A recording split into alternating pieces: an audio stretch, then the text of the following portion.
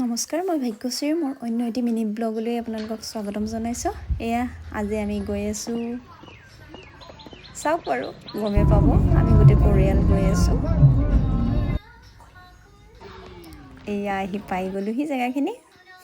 দেখিছে, চাকি তাকি লৈছোঁ, যিহেতু গম পাইছেই মন্দিৰলৈ আহিছোঁ। এয়া মহামৃত্যুঞ্জয় মন্দিৰ। বাৰ বিয়াও যিহেতু ভালে কুশলে হৈ গ'ল, সেয়েহে ভগৱানক ধন্যবাদ কৰিবলৈ আজি আহিলোঁ গোটেই পৰিয়াল। বছৰটো ভালে কুশলে যাবলৈ প্ৰাৰ্থনা জনালোঁ।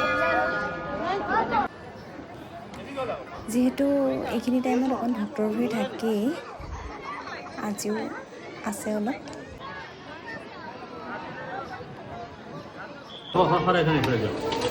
প্ৰসাদ ল'লোঁ। তাতে ভাল প্ৰসাদৰ ব্যৱস্থা যিহেতু আছে, সকলোবোৰ মন্দিৰত এনেকৈ পোৱা নাযায়।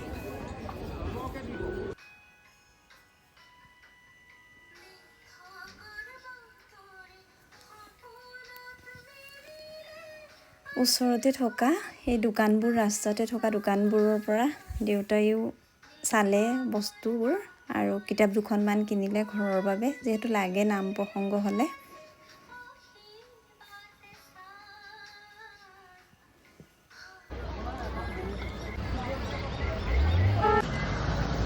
আমিও চাকি লোৱা জেগাখিনিতে প্ৰসাদখিনি দি পেক কৰাই লৈ আহিলোঁ, ওলালোঁ তাৰ পৰা। এতিয়া আহি যিহেতু আজি ৰাতিপুৱা সোনকালে আহিছিলোঁ, সেয়েহে খাবলৈ সোমালোঁ তাতে নগাঁও বাইপাছতে থকা।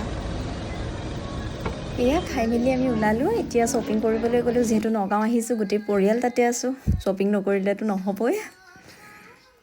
এয়া কিনি মেলি আমিও ওলালোঁ। এয়া গাড়ীত ঘৰৰ পৰা যিহেতু মৰ্ণিং আহোঁতে ফল কাটি লৈ আহিছিলোঁ, সেয়াকে উভতি আহোঁতে খালোঁ। এয়া এতিয়া ঘৰমুৱা হ'লোঁ। ঠিক আছে, তেনেহ'লে আকৌ মোৰ অন্য এটি মিনি ব্লগত লগ পোৱাৰ আশাৰে